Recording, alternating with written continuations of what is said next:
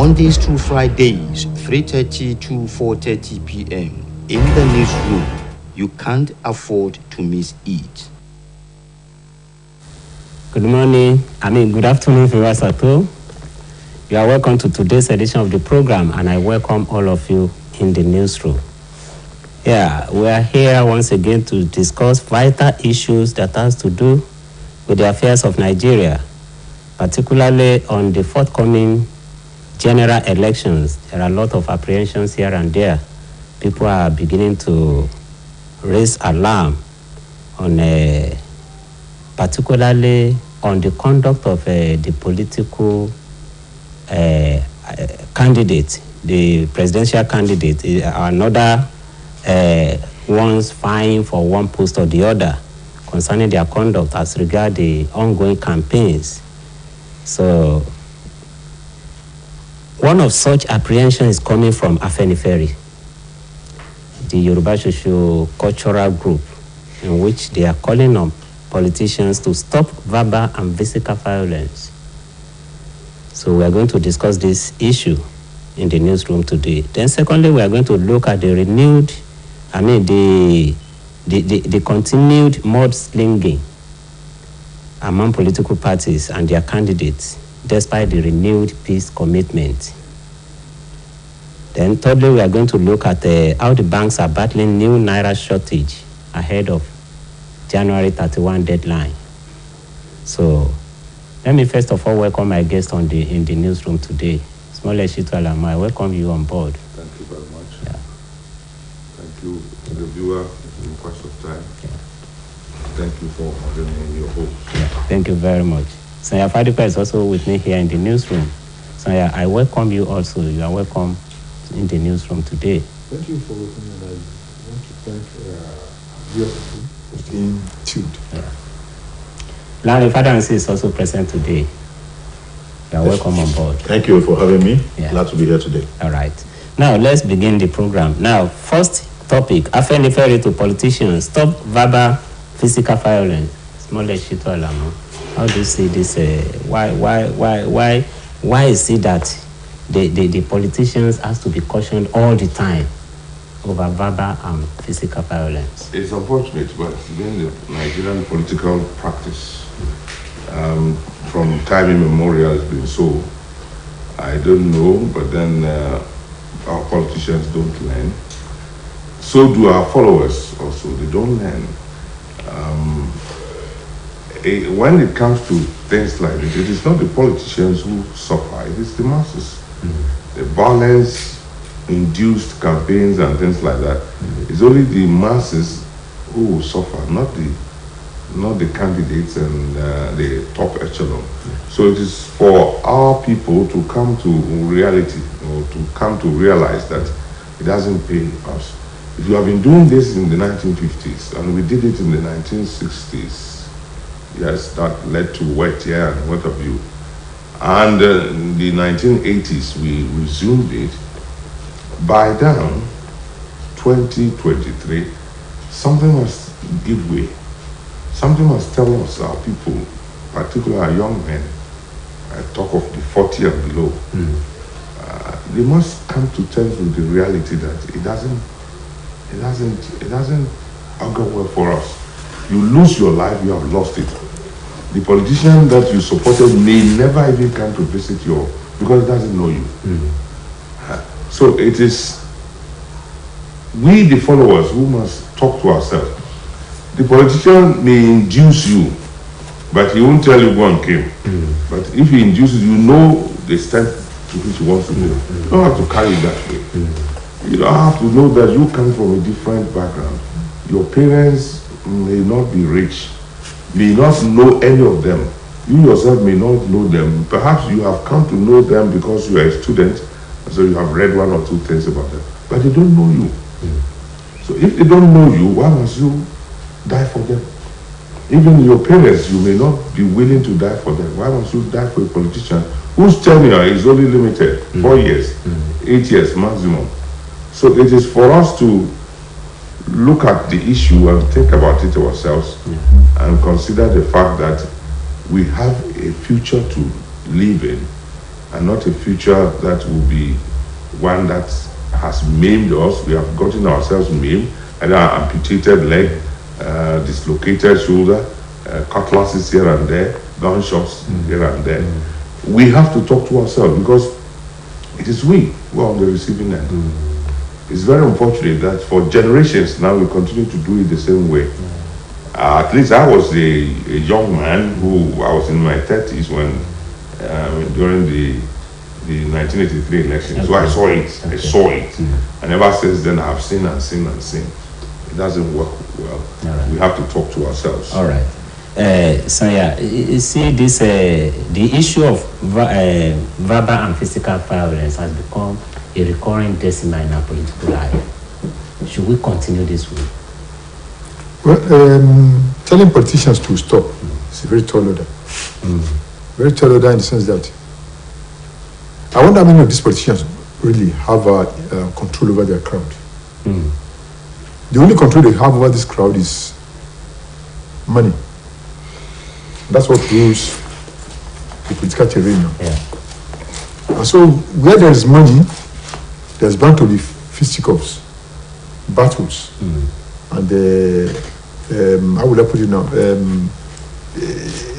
means to gain the upper hand over the other. Yeah. In terms of, there was a case recently where a politician gave money to some of his followers, and they ended up beating themselves. In fact, there was one that happened before my very eyes this last Saturday. 2 women were begging for money somewhere, and the politician gave them some money. Okay. 2 of them wore the same kind of dress like I showed you. Okay. And if you saw the way they came at each other's throat, over 1,000 naira, you'll be shocked. So the apparent thing, the problem that we have right now is not really whether they should fight or they shouldn't fight. It's this poverty that is in the society that is staring us in the face, that is causing all this problem. I cannot imagine myself, since I've started growing and I've seen a lot of governments coming and go, a lot of elections coming and go. I don't think I've ever involved myself in going to collect money from politicians for vote or for anything at all. Probably that's because of my own background. I would consider myself privileged. Some are not so privileged. They come from a background that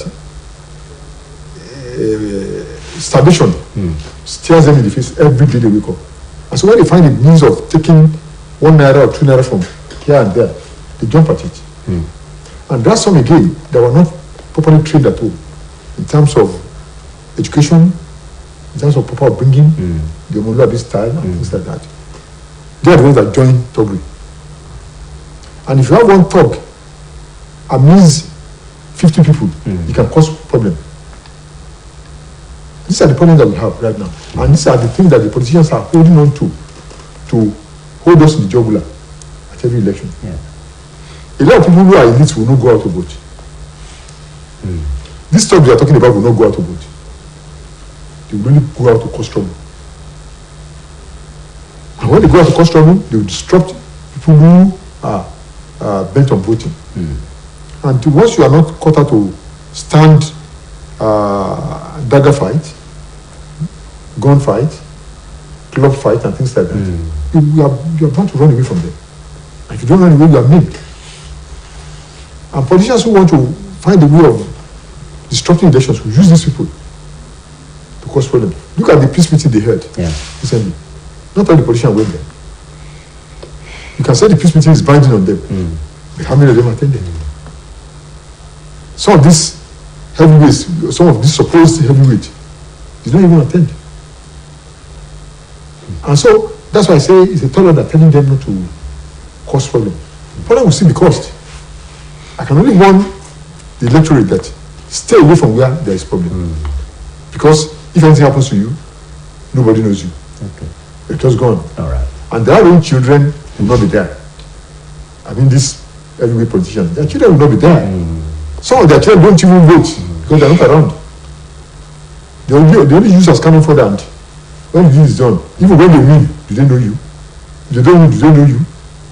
But just go there, go and perform your civic responsibility as quietly as you can. And don't stand there to cause any wahala. And I would still appeal to the politicians, if their people go very well, that they should try as much as possible as they can to stem the tide of thuggery, arson, and maiming. All right. Yeah, Larry, why should violence be the instrument of winning the election by politicians? No politician goes out to say he is telling people to be violent. However, when they cannot control their utterances, those people in the process, they interpret. And it's the process of that interpretation that leads to violence that we're talking about. And you will discover in most cases, those violence don't occur where those politicians are.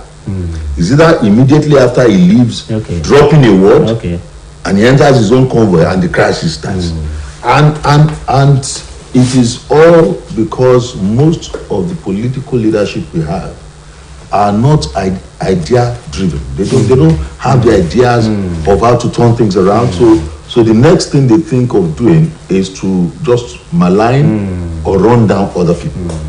And also, especially those who have held office at one point in time or the other, who may not be able to have that capital of delivery.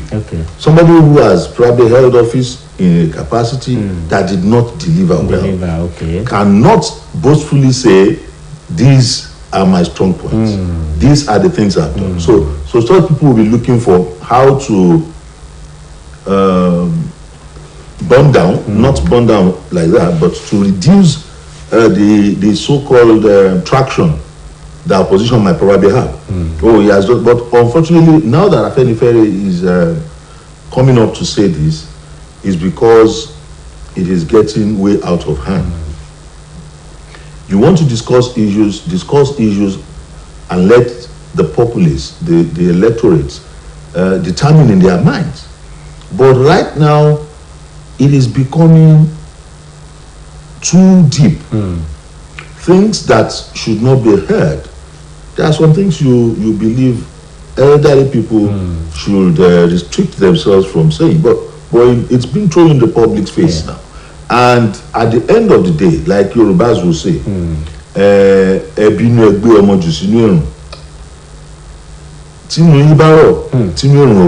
when you want to salvage the child, you have started throwing brickbats, slinging mud at each other, and at the end of the day is perfectly making all of them look like, do we really deserve this kind of leaders? These are things that is not particularly issues that should be brought to that space for campaign. Tell the people there is no water. This is why we want to give people who don't have water. We want to do roads. I've done roads. These are some of the things that people expect. But now you are making it personal. You are calling yourself names. That's why I feel very strange. You see, Yorubas will say about Kiwaloja. Like they know at the end of the day, it may not lead to something good. Because before the elections proper, if there is too much violence, you might begin to wonder, do we really need that election again? So if election is going to assist us in probably turning things around, they want them to mellow down their caustic tongue so that violence will be reduced. Let me come back to Smollett. Larry said something now. He attributed the violence, most of the violence, to utterances by politicians.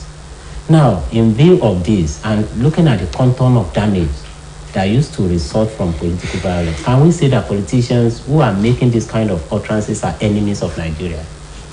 Well, if you make any negative comments that leads people into anger and frustration and then whatever, you are an enemy, I consider you as an enemy. You are not sufficiently nationalistic.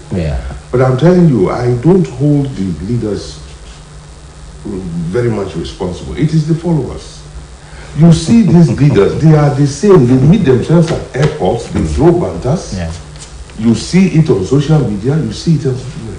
But he comes and says, look, that man, he is a thief. Who didn't know all of them are thieves? So that is not what, you see, the jamboree called political campaigns, outdoor political campaigns, they are jamborees. That's when you want to show that, yes, you are a member of party A or party B. You go and sing songs. Political name calling has been part of politics over the years. I'm not saying, I'm not advocating for it, but we should have grown beyond it. If this man tells, what is in the news now is for the APC to want the courts to stop Waziri Adamawa. The PDP also went back a day or two later to also bring out something. These the issues at stake are in the public domain. We know it. And the average Nigerian who hasn't determined to, who doesn't know who he is going to vote for today, may not be more than 2-3%. Who might want to wait and say if there's any debate and what have you. Give them 5%. They are not up to. I want to be very charitable. Everybody who is in Nigeria knows where he's going to vote for. So it is this, you belong to a particular party. You are there. I want the leaders to be nationalistic enough. I also want the people to be more nationalistic. These people, they don't go onto the campaign rostrum with very, very senior leaders. They can only throw tantrums. They don't really insult. It is, I give you one example. 1919, during the AD days, 1998, Bola Ige just went to Saki area and somebody, a drummer just killed the song, Aloku Soja, kind of. It became a national, Yoruba land. You see, these kind of things, they are there even in abroad, you find them. You throw tantrums, but nobody will go and kill. You are throwing tantrums because you want to energize the other person. You want the people to know that your party is a better one. But you do all these things. Nobody tells you to go and kill. And then you decide to go and kill. You want to be more Catholic than the Pope? Or you want to be more Islamic than Muhammad? All right. It is our own followers who do these things. They get annoyed unnecessarily. And then to the extent of lifting machetes and cutting people. No. All right. Smollett has just said that he is not going to hold the leaders accountable, but the followers. But the followers now, they take after the pattern of behavior of the leaders. How do you see this? How do you reconcile this? I think both of them are liable. The followers and the leaders, they are both liable. See, if the leaders don't say things that are offensive in the public domain, the followers are not likely to throw up any wahala.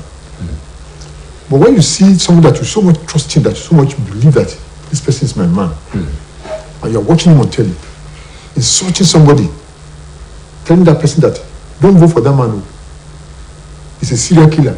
He's a thief. He's a thief, he's a robber. And then the other man comes out and say, don't mind that person who was calling me a serial killer. Was that the one that brought him up? Or was it the one that brought me up? That's what he taught me. Because he's also into that trade. And you are seeing side by side with somebody who doesn't believe in the person you believe in. Have start an argument. So little things will start up. Before you know it, the job will just come in. Then there will be wahala. I've seen households where the wife does not support a particular political candidate that the husband supports. And they'll be eating the same pot. No problems. That's because they are enlightened. They know what they are doing. But in a situation where you have followers who are not enlightened, followers who are not well educated, I'm not talking about just going to school. See, who are not well educated, who don't know their right from their left, such quarrels could start. But most people who cause these problems are people with no means of livelihood. There are people that cause all these problems. Look at the days of Awolowo and Akitola. We have had a lot of tantrums thrown at each other by Awolowo and Akitola. In fact, more by Akitola than Awolowo, in fact. Because Akitola has this mastery of Yoruba language. And you say things that would, but at that time you were doing it in a way that people would laugh about it, because Akitola would say it in such a way that would make you laugh. The kind of things he's trying to get across, you get the import of that message, but you make you laugh, you make you angry, as such. Look at the one Bola he says sometimes when he said Igechuku. Okay, imagine Bola's name and Chuku's name to Igechuku. So you can imagine that kind of thing. People would laugh. They would go away with it. It was not their words of their trade by barter words that caused the what it is. The what it is was caused by physical political activities. That's what caused that problem. It was not. But this is the way things are being done now. We have not learned any lessons. We are going from bad to worse, and it's not quite good at all. There are so many youths now who are unemployed. At the slightest provocation, they could burn the whole town down. Yeah. Because of the fact that they have been agitated right from the beginning. So I think the best thing is for us to address youths. Okay. Tell them, this is true, you don't have a job now. Don't foreclose your future. Yeah. You still have a strong future in front of you. Just be patient. Know where you're going, be focused. Okay. Don't start going keen behind these politicians and causing problems for them to begin to like this man, this little singer, Ayla. He said something in the song, said, Kafa, you see the farm can you go fuwa? That's what these politicians do. They sit behind, they wait for you to clear the road for them. Then they match you and nothing will happen to them. You would have been there. They match over you.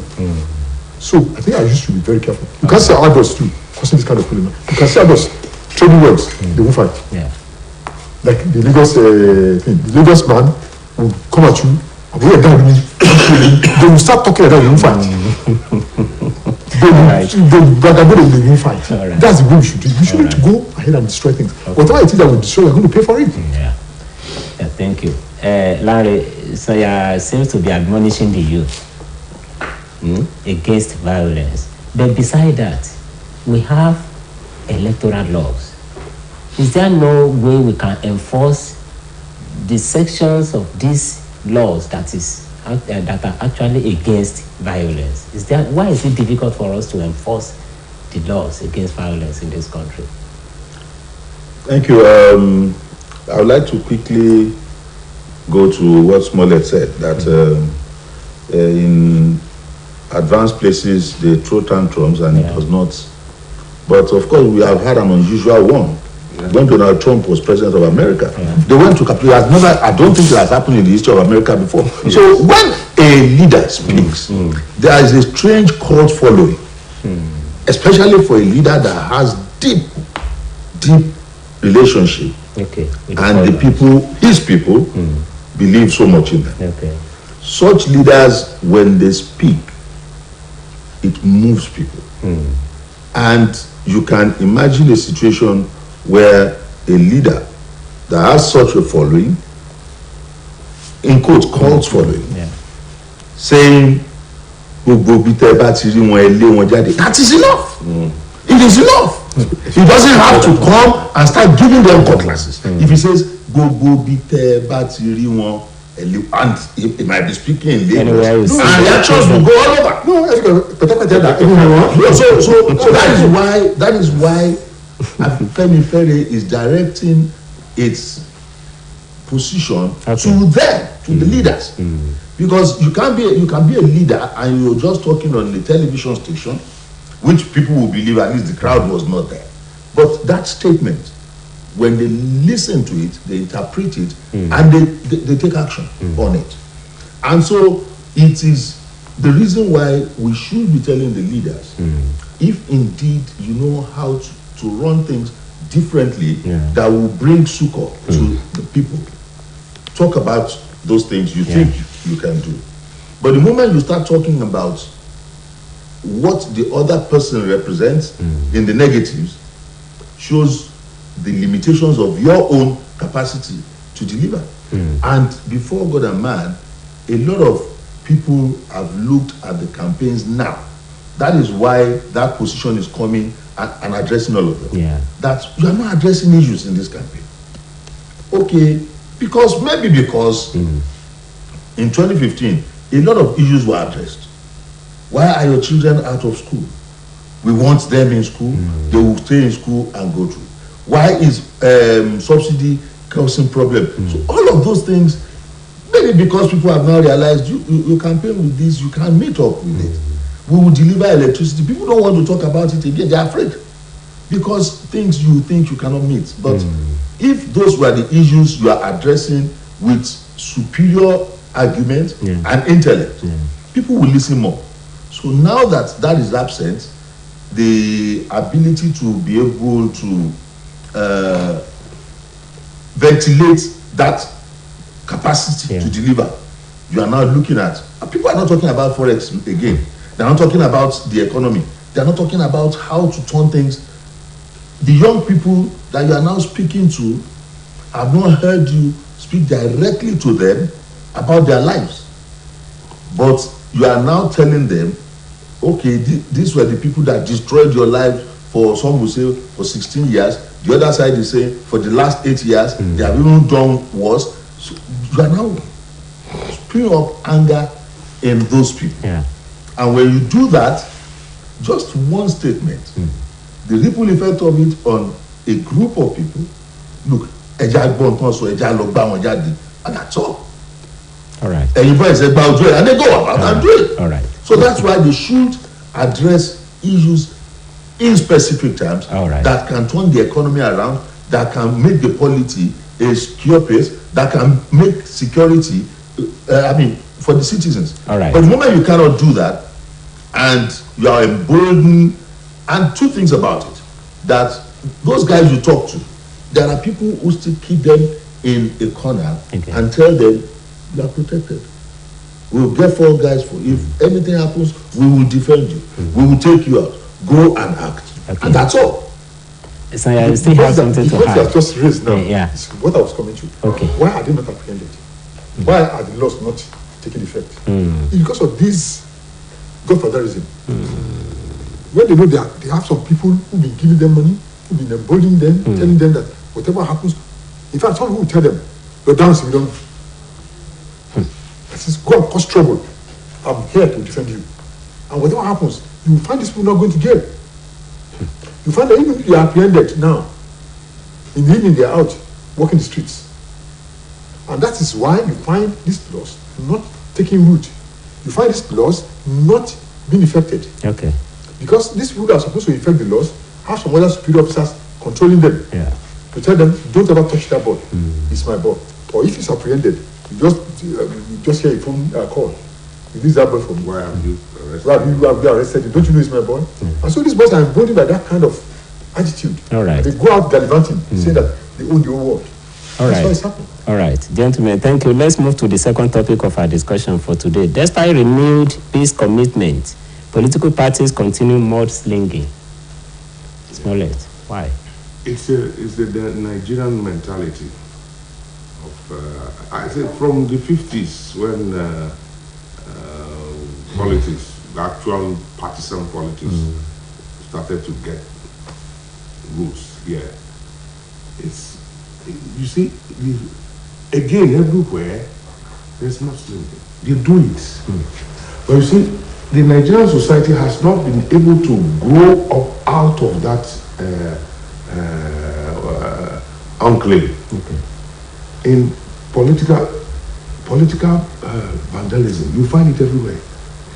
Because it is a contest, not only of ideas, but of skills too. You want to outwit that man, you want to outwit him and outwit his followers so that you can gain from there. Politics has always been said to be one key enters a room. Whoever has the key is the one who gets in there. So in the effort to get the key, you want to apply and employ all manner of subtle, sometimes stupid ones, sometimes using uncanny measures. But Yorubas will say, but as people who have trained themselves and have become literate to this level here in Nigeria, we must have gone over this. You don't have to paint me black for people to know I'm black. They know it. But Nigerians believe that they are like the blacksmith. If you don't hit, they believe that you don't hit and hit like the blacksmith who has a target, they won't get it. So they want to keep on doing that. But I ask myself, over the years and the number of elections we have had, how many people have been sent out of the electoral race because of all these shenanigans? It is coming, yes, some name calling and name changes in name. But that is only when if you go to court. If you never went to court, nobody will tell you, as it happened in Bayelsa State. See, government also plays a non-challenge role, which is wrong. But of course, government is also made up of politicians. They are in there today. Another set of politicians will be there tomorrow, and they understand themselves. They understand the wit they try to play. I think this is where I blame the followers the more. The politicians have their skills, they have the drama they want to play. We have to know and differentiate between who is playing, who is dramatizing,